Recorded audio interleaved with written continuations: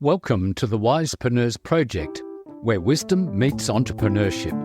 I'm Nigel Rawlins and I provide down-to-earth practical advice to help people over 50, most often women, navigate the shift to independent professional work. I focus on providing you with actionable insights and expert advice to optimise your life and work, from highlighting productivity, health and cognitive agility to mastering business, marketing and knowledge management. I want to help you survive, grow and thrive as an independent professional.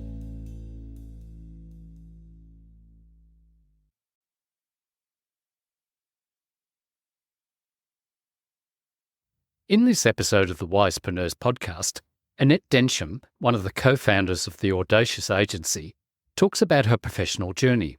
Starting as a young girl with a passion for journalism, she's now established herself as a respected storyteller, dedicated to assisting pioneers and industry experts in expanding their public image. Tune in to discover Annette's insights on the power of storytelling, the impact of business awards, and how to stand out in a highly contested and crowded digital environment. Annette, welcome to the Wisepreneurs podcast. Would you like to tell us something about yourself and where you're from? Sure. I live on the magnificent Gold Coast in Queensland, Australia. So I get up every morning and I can hear the waves. It's the best way to start the day. And I don't think I'd live anywhere else at the moment. It's just such a beautiful place. Lucky you. So what do you do? What do I do? That always feels like $1 million question. I wish I got $1 million every time. At the heart of everything I do is storytelling. So I'm a writer.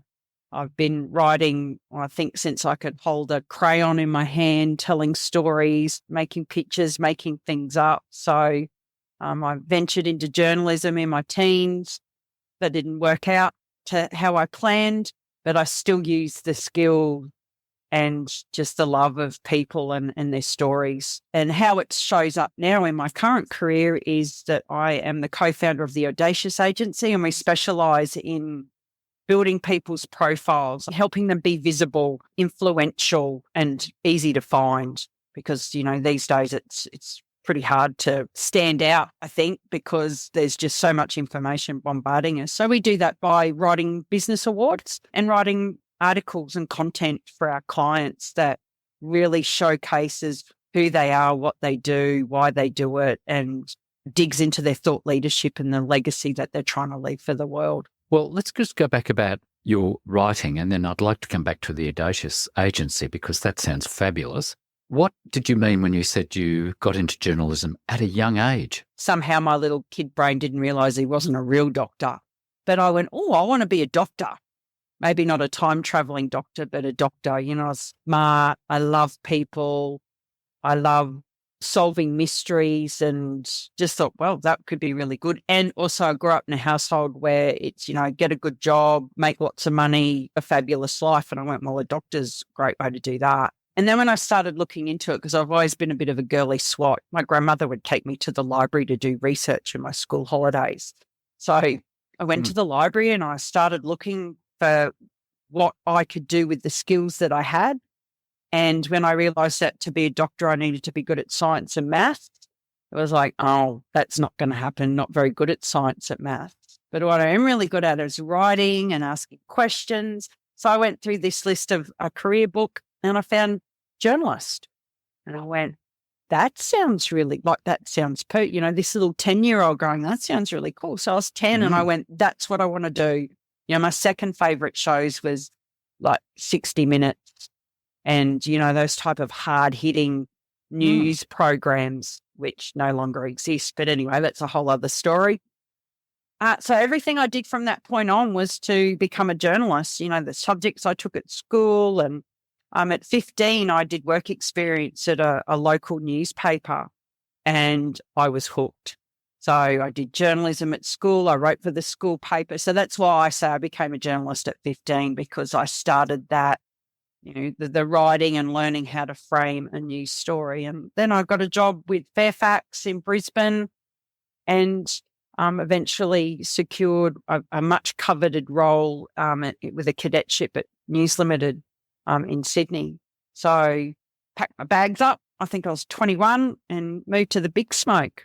and just loved it. It's just so cool. Like, you got paid to go and meet with people. That's what journalists used to do. I know everybody sit down. They used to go and talk to people and answer their phone. They don't do that anymore. They just use TikTok and Instagram to write news stories these days. Excuse my cynicism there. Mm-hmm. So writing was just always something I wanted to do. So I just kept finding ways that I could, ask people lots of questions. And it's really interesting when you have that position of being able, of that authority of asking the questions, what people tell you. There's some things I will never unhear, but, you're in this place where you can ask people just about anything and they'll tell you, and it's fascinating. There's so many amazing people out there. That is quite interesting because now, in my previous life, I used to be a primary school teacher, but that was more than 25 years ago. For a 10-year-old to be going to the library and looking up what her future career is and then finding it, especially a stuffy old career book, that's quite astounding. And then at 15, I don't know of many kids that age have got that sort of direction. That's pretty impressive, if I could say so. I had to be resilient and independent. I come from a very chaotic family background. My father left when I was 3 and my little sister was 1. So one of my earliest memories is my mother showing me how to do the washing up. She'd drag over a chair. I think I was 4. Drag over a chair to the sink and showed me how to wash the dishes. So that responsibility was thrust upon me at a really early age. And Mum was also a bit of a gypsy who had really bad taste in men. So we moved a lot. And my refuge was books and stories and, just finding out stuff. I've just always been really insatiably curious. I don't know how. Yeah, it's weird, isn't it? How, childhood trauma manifests in just, I want to be purposeful. And I wasn't thinking these things at 10, but, looking back as an adult, it was really purposeful, the way that I approached life. And it was all driven by, I don't want to have my mother's life. She was my greatest inspiration and warning. I do not want to ever be beholden to anyone ever. So I'm going to be as independent as possible. Sometimes that doesn't work out really well because people want to help you and it's like, no, I've got this. So yeah, thank you. I never really thought of it being extraordinary that, at 10, and it's just so clear in my head, that decision that I made and how good it felt. And in primary school, Nigel, we used to have these green cards and they were divided into genres for books in the library because they were trying to encourage us to read more. And I used to fill in 4 a year. Some kids struggled to fill in one column.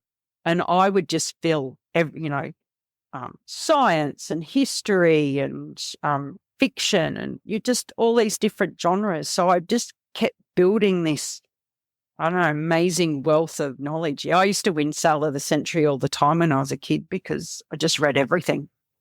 Yeah, I can see that. You would have been one of those kids who teachers would have loved because they didn't have to do much for you, just feed you another book. Yep, I was very popular at school. And something I learned, I was thinking about this the other day, because I was so smart and I'm a people pleaser. So the bullies would pick on me and, I'd negotiate my way out of it. And it was quite often that I would do their homework for them. And I learned at a really young age that I had to make sure that I didn't make it too good, because most of the time the bullies were the underachieving kids in the class who were always failing. But if I did it just enough for them to pass, I was so popular. If I'd known then what I know now, I probably would have charged for it. Could have been a business. You could have been the gang leader. As I say to my kids, if I ever go to prison, I guarantee you within a month I'll be running that place. It sounds like my daughter. She was in hospital recently, a few years ago, and it was pretty damn obvious she was starting to run the place. Some people have just got that inside them. Well, it sounded like when you were at primary school, they were doing a lot of writing. Were they doing your own writing and creating little booklets and stuff like that when you were there? No, it was more like essays. You had to, Okay. you were given a topic and you would have to write a story based on that topic. And I remember one, I think I was in grade 7, and I think it was around 11 or 12 that I realised how unfair the world was, and, how people who were either a little bit different or didn't fit in were quite often ostracised and isolated. So I became a bit of a champion for the underdog, and I started to speak up and stick up for myself and other people. And I remember this grade 7 teacher, Mr. Locke. He didn't like me for some reason. Most other teachers liked me. He didn't like me. And I did this story and I got a B for it.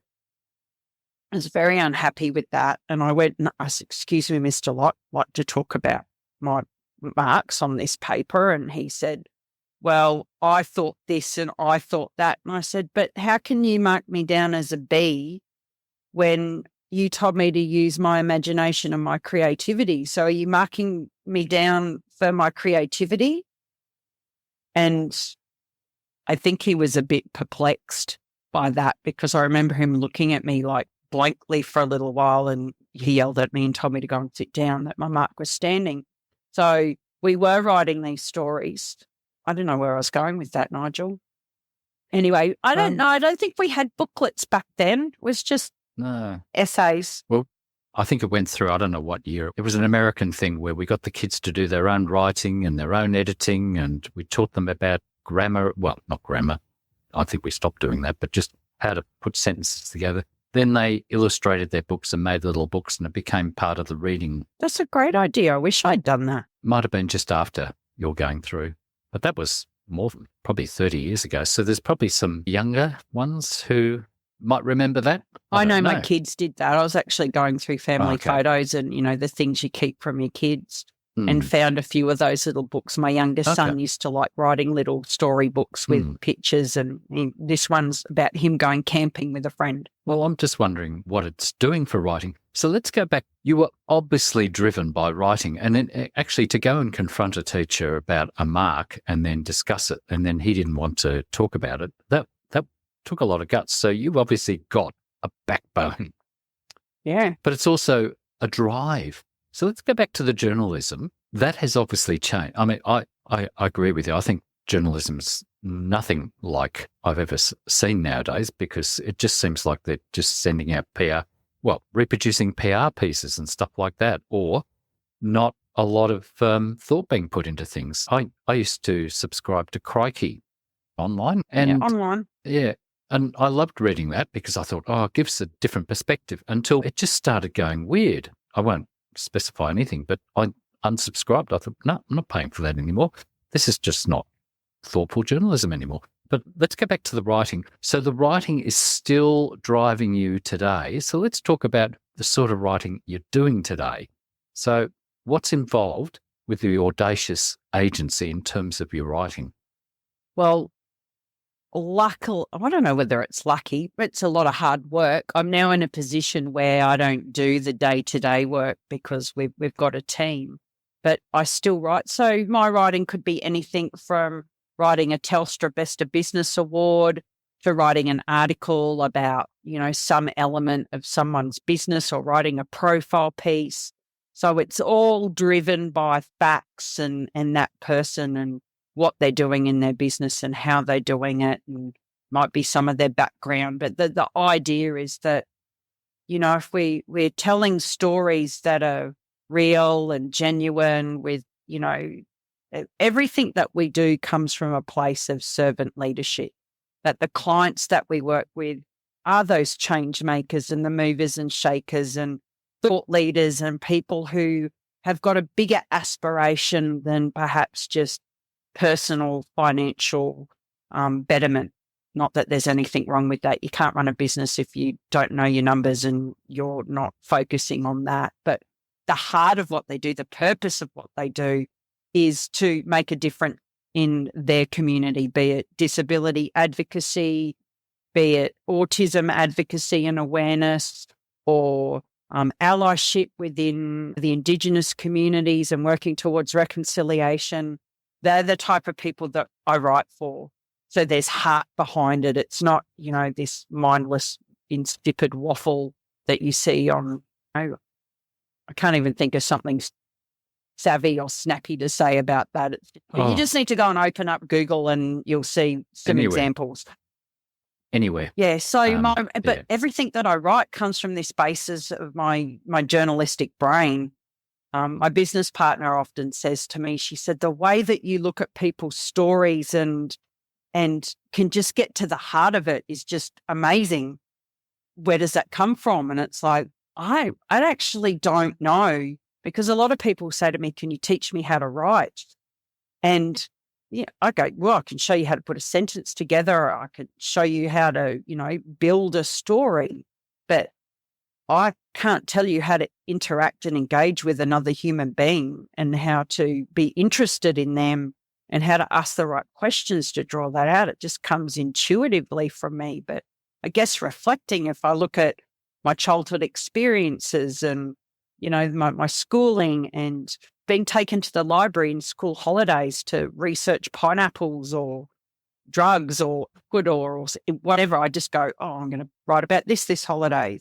I've built this amazing eclectic encyclopedia of information in my head so that you might say to me, I want to talk about my past as a primary school teacher. And I'd be like, oh, okay, well, I've actually delved into this before. And so I bring all of that to my writing so that it enriches it, because the problem is that most people aren't used to being interviewed for a story or for anything. You really have to dig deep and you really have to ease them into it. And I often find around the 45-minute mark with people who are like, oh, this old thing, or, that nobody wants to hear about me, is that they start to relax and they start to open up and share. And it's just the greatest privilege, I think, to be able to take people through that process, whether I'm writing a business award or an article or a newspaper article, whatever that is, to have them trust me enough that they share those deeper insight that they have, and I get to write it and share it with the world. So, I often think, people go, how are you changing the world as well? I work with a disability advocate. I work with someone within the autism space. I work with someone within the Indigenous community. I work with people who have had the most horrible skin conditions and have created their own skincare companies. It's just incredible. And it's such an honor. So what you're actually saying is you're actually getting the aspiration that they have, because not everyone's able to explain what it is that they do. And then you mentioned you're writing it from your heart. So what I'm hearing is, yes, your journalism skills and your curiosity, obviously, since you're a child, is all coming through, but you're hearing what they're saying. They don't always hear what they're saying to you, do they? Oh, no. Human beings have this wonderful capacity to minimize and diminish our own accomplishments. And, having not lived any further than 1970, but I've got mothers and grandmothers, is that we've really done a job on humans and making them think that unless they're famous or, influential in a very public way, that what they do isn't as important. And they downplay it. I was saying that imposter syndrome is so rife with almost every human being I've ever spoken to, even to people who you would think have all the confidence in the world. And you say to them, blah, blah, blah, blah. And they go, oh, that's nothing really special. And you go, well, I actually think it is. So it's helping them find a comfort in talking about themselves meaningfully, rather than, inane, innocuous stuff like, what was the latest episode on last night. So, it breaks my heart when I talk to people and they go, oh, no one's really interested in me. And it's like, but how do you know? Because you've never shared your story. I was just thinking, I was saying that when I was a journalist, about 10, 15 years ago, I was the Queensland stringer for the senior newspaper. Best journalism job I've ever had. And my job was to report on senior issues and older people in Queensland. And I remember ringing this lady. She lived at Inala in Queensland. She'd volunteered with Meals on Wheels for 50 years. 50 years, and she was in her 80s, and she was still doing it. And I rang her up and I said, hi, Mary, want of another name. I'm Annette from the senior, and, congratulations, what an amazing milestone. And she said, darling, it's not really. And I said, yeah, I think it is. There's not many people who've got the loyalty and dedication that you have and have stuck with something for so long. And she went, it's just what I do. And she just dismissed it like it was nothing, but she hadn't achieved anything. She hadn't changed people's lives. And I think when you're able to reframe people's accomplishments, not as an ego-driven thing, like to go, oh my God, look at me, I'm so much better than you. But from the perspective, there's one, acknowledging that what you've done is pretty incredible or amazing or accomplished. But two, that it's not just about that thing that you've done, it's the ripple effect of what you've done. So imagine how many lives Mary had touched and changed in 50 years. Because I imagine that she'd seen and been confronted by some of the best and the worst stories and seen the best and worst of humanity. And that story and that knowledge and that insight is lost when she says, oh, it's nothing special. That's not her fault. That's a societal thing that we should be ashamed of, that we've made people feel like that. But for me to be able to sit there and encourage them to talk and share that, that's like a superpower. I need a cape. I think I need a cape. You do. You get it. That's what the thing is. Now imagine if she hadn't been there for that 50 years, what difference that would have been made. I remember an elderly lady in hospital. She was dying, a friend of the family at the time, and the nurse was just treating her as a matter of fact. And I knew something about this lady. She went to law school with Robert Menzies, who was one of our prime ministers. She was one of the first women to go to law school and graduate. And I said to the nurse, do you realise this lady went to law school with Robert Menzies and she was one of the first solicitors out of Melbourne University? Before that, she was just a shell. So hopefully what you're able to do is you're actually able to see inside that person and draw out who they are. So who benefits from you doing that? Well, big picture, I think everybody benefits, or the people within that person's space. But the people that we work with, they definitely benefit, not just from a business perspective. They've seen people book them to speak, or they want to do business with them so that they can earn more and their business turns over more. But it's the things that aren't written in the brochure, the serendipitous moments of realization when people perhaps read an award entry that I've or the team have written, and you get an email back that says, oh my God, this is amazing. Are you sure you've written about the right person? So because we live in our heads, it's, our brains don't know what's real and what's not real. So if you tell yourself long enough that you're a loser and you're not good, or no one wants to hear your story, or you've not done anything, you've not accomplished anything, you're going to believe it. We believe our own bullshit. But when you actually write something down or you read something about yourself, it then becomes tangible, like it's in front of you in black and white. You can't escape from it. I don't work with people I don't like, because if you're writing people's stories, you've got to like them. But, I don't live with them. I don't see them on a day-to-day basis. So from that emotional connection, I can disconnect a little bit and see them from the big picture. And it's helping them do that to themselves. Here's you. And the confidence that you see build is amazing. And they don't even realize it, that they've had a bit of a boost. They understand themselves a little bit better. They can see clearly the impact that they're making in terms of the work that they do. So the ripple effect is boosted confidence. It's a boosted sense of, yes, I'm on the right path. But then it's their clients and their customers. So they also benefit, and the client's family. I think we really downplay how feeling good about yourself can have a transformational impact on those around you, because when you're confident and you feel good about what you're doing, then when you have a hard time, you're a little bit more resilient, because when we get hit, when we're already down, it's way harder to get back up than getting hit when you already have a sense of purpose and a sense of self.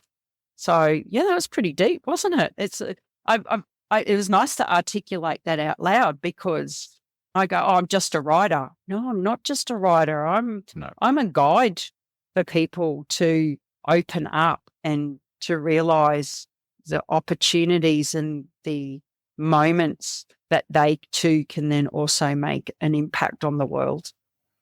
No, I agree. I think what you're finding is that people are underestimating what they're actually doing. Mm-hmm. And I think it comes back to that aspiration like you had when you were younger, that you want to be a writer.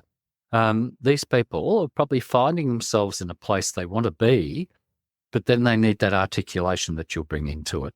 I see that a lot. I find that people have difficulty writing what they want to say.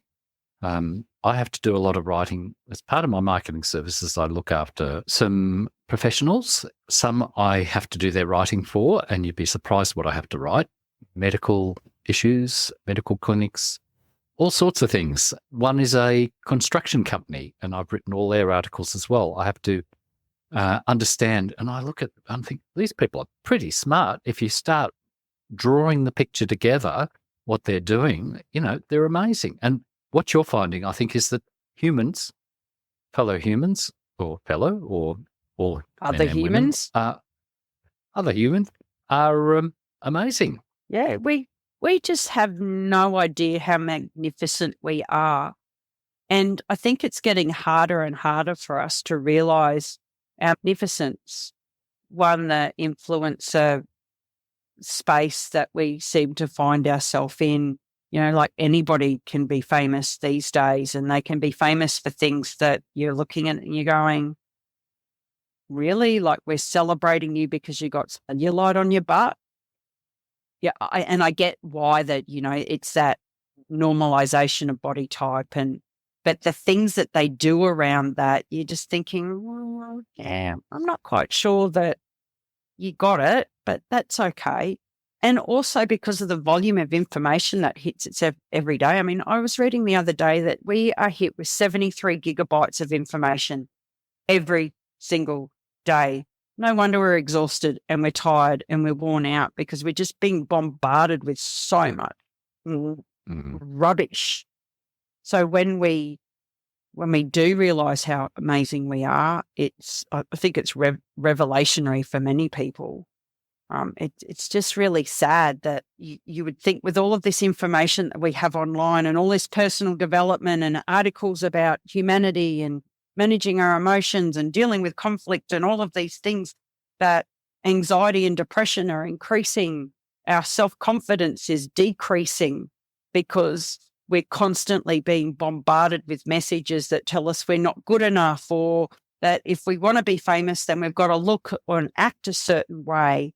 And it's just not possible for most people to do that. Instead of normalizing that it's okay to be a normal human being who's committed to a path, disability advocacy, all of those things, that we don't have to be superstars, that we just have to keep putting one foot in front of the other, and then we change the world. I'm working with this lady at the moment, and she's written this amazing book about her experience with incest within her family. So she's very proactive within the space of empowering women to heal and move through this, or not just women, but anyone who's experienced incest or sexual abuse as a child. And she was talking about how frustrated she is about why it's so hard for our society to get this message that we should be talking about these topics. We shouldn't be pushing them under the carpet like we used to, that unless we shine the light on this bad behavior, then it's going to continue, because what grows in the darkness, most of the festive things in life grow in the darkness. And I said to her, because one of the analogies we use with the Audacious Agency is dropping breadcrumbs. So the more that you can drop breadcrumbs across multiple platforms, organically, so that means that you're not paying for it, is the more opportunity people have to come across you. So, you think 73 gigabytes of information, if you can just even crack some of that, what happens is that we lose sight of the big picture because we feel like we're not heard or we're not getting our message across. I said to Carolyn, she was at a rally that I was at to, end violence against women. And she said, I feel like we're just not doing anything. And I said, mate, we're just a breadcrumb. We're one of those breadcrumbs on the way to the end result. Now, it may not happen in our generation. It may not happen in our kids' generation. I bloody well hope it does, because I cannot understand how people can go, well, really? Why do I have to change to make other people's lives better? Well, I don't know. It's only half the population. But anyway. And she went, I never thought of myself as being a breadcrumb of change. And I went, yes. We so live in a world of instant gratification now that we forget that delayed gratification or those delayed impact may not necessarily be our big finale or our big ending, but it's on the pathway to that.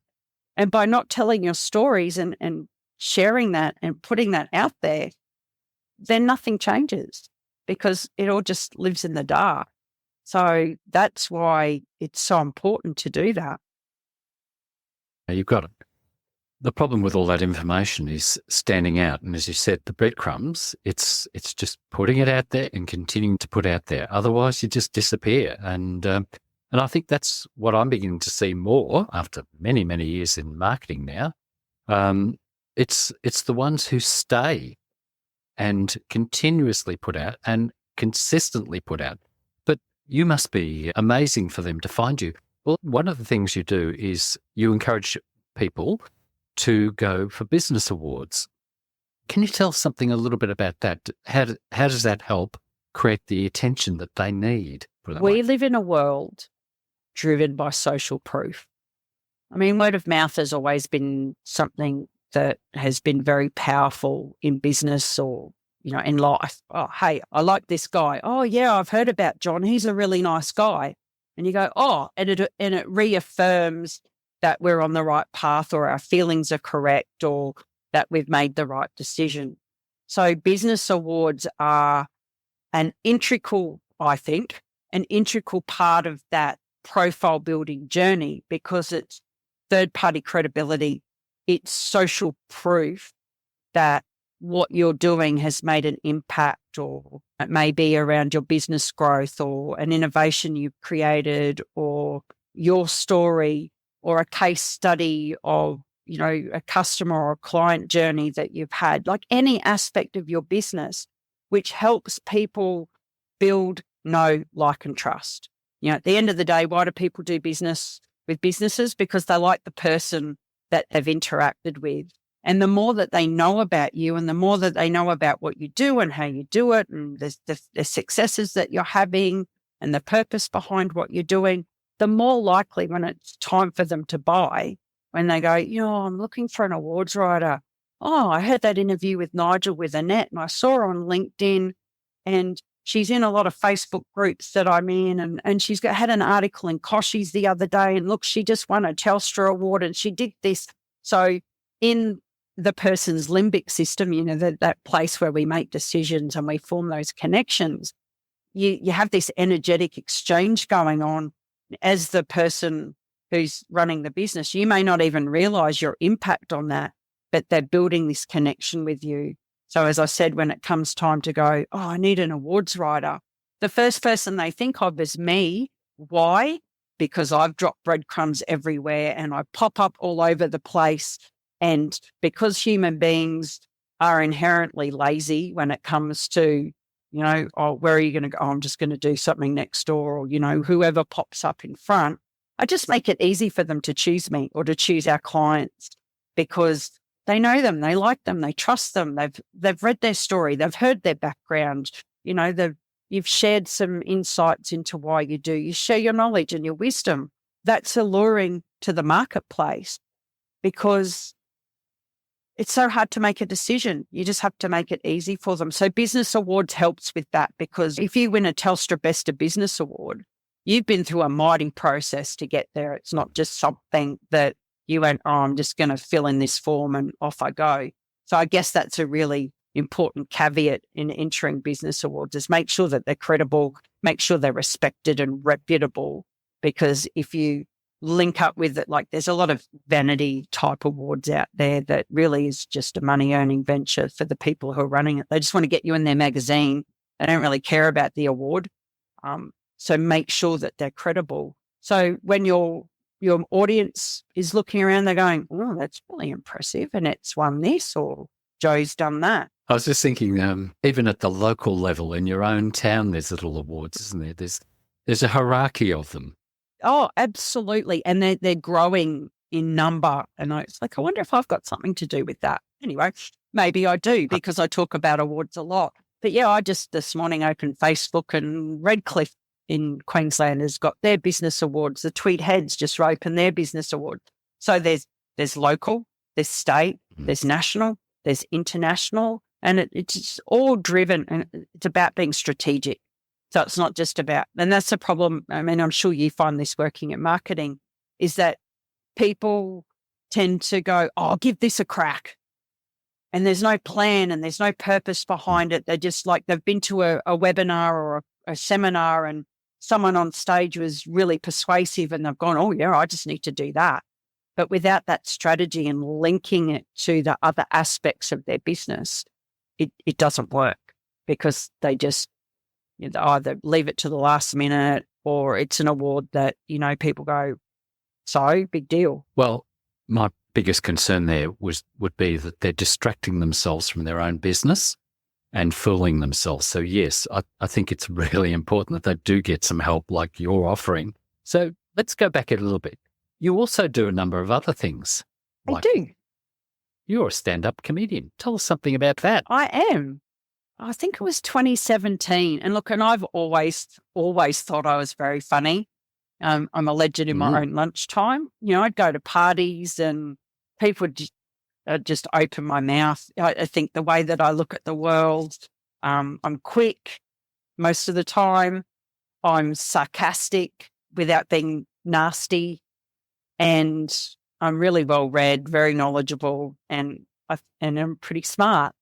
So someone would say something in Snap, I'd just go, and people would be laughing, and they go, oh my God, you're so funny. And it really started as a coping mechanism as a kid, because I found that people didn't bully you if they thought you were funny.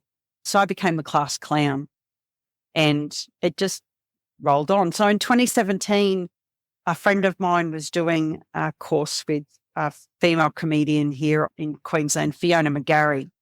And I knew of her. I'd been to her shows before, and I went, you know what? I like to do things that push me out of my comfort zone. I'm going to go and do a stand-up comedy course, and I'm going to see if I'm actually really funny and get up on stage. So I did it, and people came and they laughed. And I went, oh my God, people think the way that I look at the world's really funny. And, my jokes are dirty or crass. I do swear a lot. I do have a potty mouth. I will say that there's lots of F words dropped. I'm on my best behaviour today. And I went, oh, I'm going to do this. So I started doing open mic with the Sit Down Comedy Club. So you get a 5-minute spot and off you go. You do your bits. You try out new jokes. And so I did that right up until COVID. And then obviously I stopped. And I got a little disillusioned with the open mic space, because as a middle-aged woman, most of the other comedians were like 30-year-old men who I really felt like I should probably be mothering rather than laughing, because, well, gee, there's some dark people out there who, hide their challenges behind comedy. What people were laughing at, like in those open mics, because a lot of the audiences, 30-ish, weren't getting where I was coming from, because I'm 20 plus years older than them. And I wasn't being dirty or crass or mean. You see a lot of that, and it's like, oh, I don't think I want to do this anymore. I'm driving an hour to come here. I do my 5 minutes. It's costing me $50 every time in petrol and food. I'm just going to find another platform for comedy. So I've just started getting back into it. I did a comedy show, and then this is what I realised, is there is such a great market out there for middle-aged female comedians, not in clubs, but at women's events, where I'm surrounded by women who go, oh, yeah, I understand the hair on the chin joke. That's pretty funny. Or I understand having to make 7 stops driving to Brisbane because my bladder's no longer what it was when I was 20. And they laugh because they understand. So it's really understanding your audience. And I don't think I really understood mine when I was doing open mic. But I'm planning a comedy show in August, September, and it's going to be during the day. There's something really dynamic about doing comedy where you can see people's faces. I think it makes me funnier because I can see their reaction. And I'm going to do it during the day because there's a lot of women who can't come because they've got to pick up kids, or they don't have a babysitter, or, they can't leave the house at night for whatever reason. So I'm going to revolutionise comedy by having it at lunchtime. Yeah, why not? I might call it lunchtime laughs. Yeah, why not? A couple of my clients are clubs, gaming venues with restaurants. And one of them had a Scotchman at lunchtime. He was a Scottish comedian, and he was telling the dirtiest jokes, and it was all women in front of him.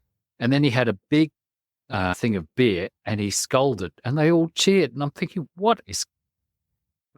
That's so Aussie, isn't it? Yeah, stole. But it was all women, elderly women, because it's at lunchtime. You have a comedian plus lunch for $20 or something like that. Tell them I'll come down. And look, I can be crass. Yeah. I've got a really dirty mind. Well, he was wearing his kilt too, so God knows. But he wasn't young. He would have been 60 years old with a bit of a pot belly and with a big beard. So maybe he was just a character. Yeah, maybe they were laughing because when I look at my grandmother, there were so many rules and societal expectations around, well, there still are, but like women in, the 40s, 50s and 60s. And what I've found as I get older and, I'm talking more with my mother-in-law, is that they thought and they felt all of these things. They just didn't say them because it was inappropriate or it wasn't ladylike. And now women are going, you know what? If I want to say the C word, I'm going to bloody well say it. You can't, that's disgusting. And it's like, no, it's just a word. And I'm going to say it, or I'm going to laugh at something that might be a bit rude and off. And maybe that's why they laugh, because they were in this environment where they went, oh my God, we can actually express ourselves. Oh, I was just fascinated with the laughter. They were loving it and cheering. Well, what I wanted to talk also about is you do adventures overseas as part of your awards. Yes. Can you tell us something about your adventures? It's called the Most Audacious Award-Winning Adventure. So it was 2017. That seems like a pretty big year for me. I was just working by myself. I had a few clients who were writing awards. We were doing really well. We were winning them. And I discovered an international award called the Stevie Awards. And they've got 7 or 8 awards programs across the world. They've been around for 25 years. I was started by a small businessman, and he started the Stevie Awards for Women in Business like 20 years ago because there were no awards for women in business. And he said, and I'm meeting all of these amazing women who are running these businesses and doing really well. And they're going up against men in these awards, but they're not winning because of gender bias. I'm going to create this program. So I discovered it pretty early on in my business journey, and I was doing really well with my client entries. So I decided with my now business partner, Lauren Clement, to put on this lunch, the award-winning lunch, and came up with a brain fart of an idea to take a group of women to New York to attend the ceremony and have a bit of an adventure. Because for me, I was like going, all I do is I get up, I work, I go to bed, I get up, I go to work, everything I'm pouring into my business. Haven't had a holiday in years. Let's go to New York for a week. So we've been doing that every year. Did we go 2021? No, we didn't go 2021. We went 2022 when they opened travel back up again. And we take a group of women over, we attend the awards, because the beautiful thing about the Stevies is that if you come from outside the US, is that whether you win bronze or silver, you could go up on the stage and do an acceptance speech. So a big part of what we do with profile building is we also use repurposing and leveraging. So we say to our clients, you don't have to write 700 blogs a month. That's exaggerating. But you don't have to write 4 blogs a month. You could write 2, and then you could repurpose them and make all of this other content. So you've got it for social media, and you've got it for your website, and you've got it for all of these other places, so that you can leverage what you've already done without having to do more work. So when it comes to awards, is that we encourage people to go to the awards event. Whether, like, am I going to win? I don't know. Maybe. Can't guarantee that because I'm not a judge. It's got nothing to do with me. And, there is always bias and subjectivity in judging as much as they go criteria or objectivity. They're human beings. They're swayed unconsciously by their biases and their past experience and beliefs. It's like, no, I don't know. But go, because one, you can use the photos, from the red carpet, standing on the stage, the random images that people take. You can network and connect with other people who are there, because if they're entering award, they believe in themselves, or they're trying to believe in themselves, and they're movers and shakers, connect with them. So this adventure is the awards. We do some workshops, but it's really about coming together as women in business, connecting, building friendships and relationships. So, we've got each other's back, because I think one of the most important things in business, particularly for women, is trying to work out what our networking style looks like, because the way of networking that has been around for a long time is very male-driven, very sales-driven, and very much referral. And so we really wanted to create something that was just about connection, like meet other people, lift each other up, because if we lift each other up, then we all succeed, because then we're supporting each other. We've got each other's back. So yeah, it is a bit of adventure. I'm very much a fire aim person. So when people come with me, they just never know what's going to happen on that day, because I'm very much a spur of the moment, whimsical person. So if I've got 5 tickets to go see the Nick at Madison Square Garden. Oh, yeah, all right, let's go. I don't like basketball, but let's go. So it's taking people out of their comfort zone and helping them see the world a little bit differently. So that's why it's an adventure. It's not just, hey, we're going to another country to win an award. We're going to another country to reframe how we look at ourselves and how we work together as women in business, and making new friends and new connections. That just sounds brilliant. Well, I would encourage anybody to go with you. Oh, look, and blokes can come too. We're not discriminating here, but, it is. No, that sounds fantastic. And brilliant for women, I would say. Very, very supportive. Well, we've probably come to the end now. So how would you like people to find out more about you, Annette? Well, they can Google Annette Densham, and I guarantee you'll be clicking for 11 or 12 pages, because I've worked very hard on building my profile. theaudaciousagency.com. There's a contact form there that you just fill in, and you can pick an appointment to speak to myself or to Lauren. Facebook, I'm all over Facebook. Email, our email is on Audacious Agency. Smoke signals, carrier pigeons, interpretive dance, you name it. LinkedIn. Oh, yeah, LinkedIn, Instagram. I am on TikTok, but I just can't bring myself to. Well, that's the problem with some of the social medias. I mean, they're talking about banning TikTok because it's a Chinese thing. So that could disappear. So, yeah, all right. Annette, thank you very much for being my guest. Thank you, Nigel. That was fun. Thank you for listening to the Wisepreneurs podcast.